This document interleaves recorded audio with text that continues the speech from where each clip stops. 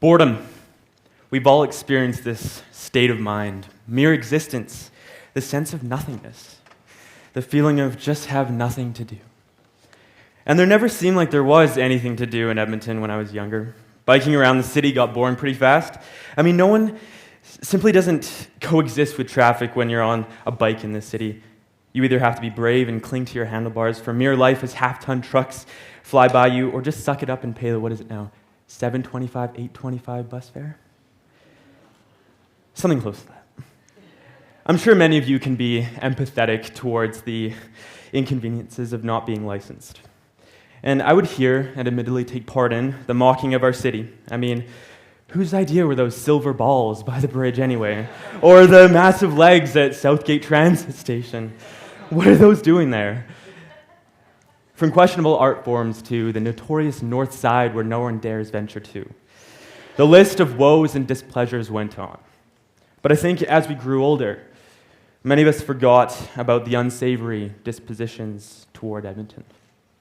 The influx of high school course loads, unforgiving teachers, and the ominous diploma began to act as a distraction, preoccupying ourselves from looking for something to do.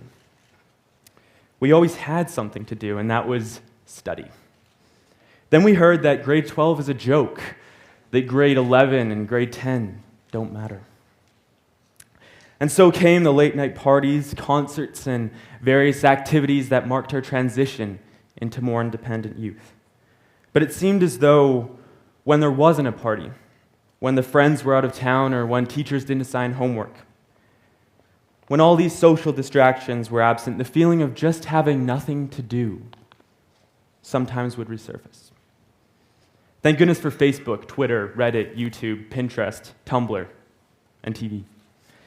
More virtual distractions to preoccupy ourselves from the fact that really we're not doing anything, just existing and traveling along the prescribed, formulaic ways of doing and aspiring to accomplish what others value.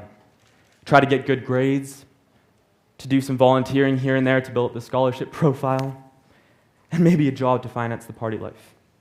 This is generic, I know, but the point I'm trying to make is that sometimes when we feel bored, or in the 21st century when unconsciously we supplement our boredom with iPhone games and social media, we do so because no one is telling us what to do.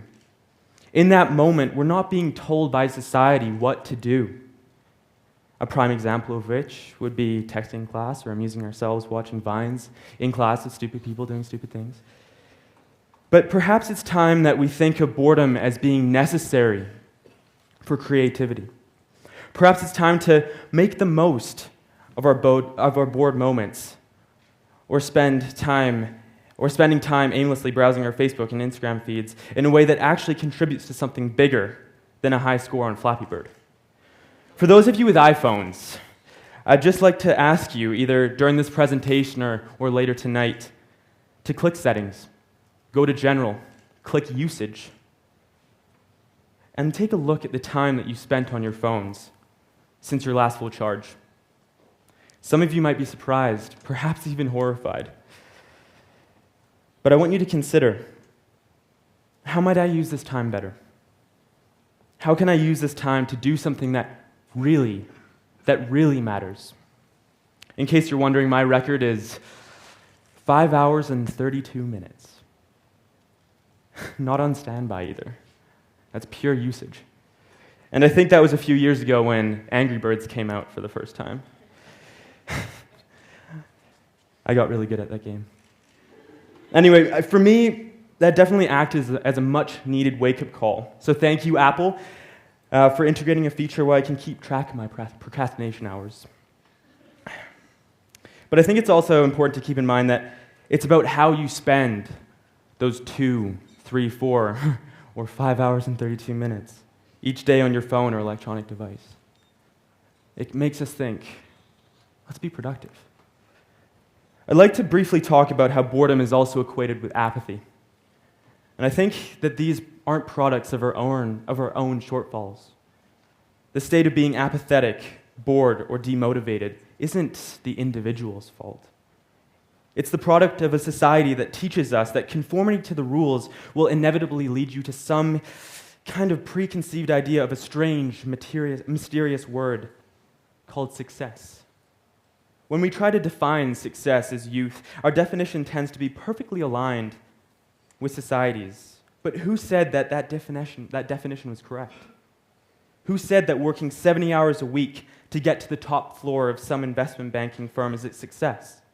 It's an achievement, no doubt, but it may not be a success. Success has to be defined by our own personal desires and aspirations. Emphasis on personal. What do you truly want out of the life that you have? How can you make sure that every living moment is spent the way that you want it to be? I know I haven't come remotely close to figuring that out, but it's important to think in that context. I believe that everyone needs to go on a journey of discovery in this sense.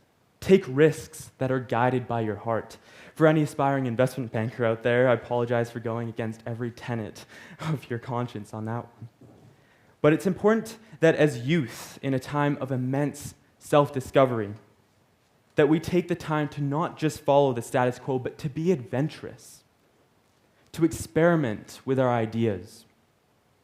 We all have this underlying and profound capacity for divergent thinking, an audacity of creativity that can, if we let it, propel us into places that we never thought possible. It's called believing in your ideas. A single idea created this microphone, this building, the chairs that you sit in, the clothes that you wear. Get uncomfortable with the sense that in your brain you have the solution to a problem that you care about. You just have to think about it a little. You just have to throw yourself out into foreign situations that might make you uncomfortable. Miss that party to attend a lecture or a networking event. Expose yourself to different things. Don't wait for opportunities or people to come to you. Get out of the door, break the bank to riding the bus, and meet someone. Meet 1,000 people.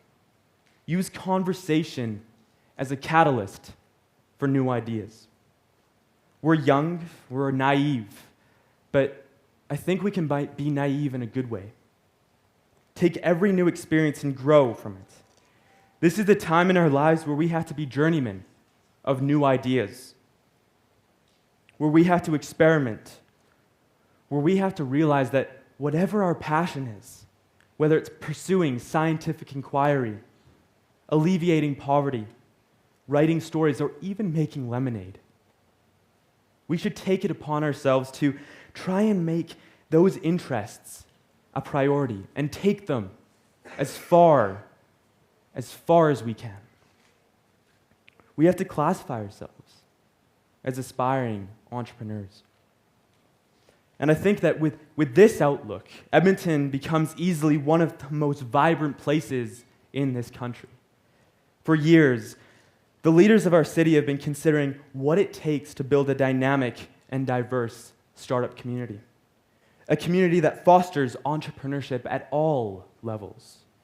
The Make Something Edmonton movement has injected new vitality into the arts and culture scene. Startup Edmonton and Tech Edmonton exist as prominent incubators of new ideas and new high-performing companies. In 2012, Alberta's GDP grew by 3.9%, making it the highest of any province or state in North America, according to the government of Alberta. This is a place to actually make something out of an idea. The community is here for it. This is Startup City. Ideas act as an impetus for greater things. They motivate creation, advancement, and growth. But as a good friend of mine once said, Emerson Chorba, be careful not to fall in love with just the idea of something, without really wanting to dedicate the work required to make something great nothing will happen. So if you ever find yourself feeling that there could be more meaningful things happening in your life, take the initiative to go out and make something happen. Take the initiative to have the audacity of creativity, to really latch onto something that you care about and run with it, and run as fast as you can. Because right now, taking risks isn't just something that you should consider. Taking risks is our responsibility. Thank you.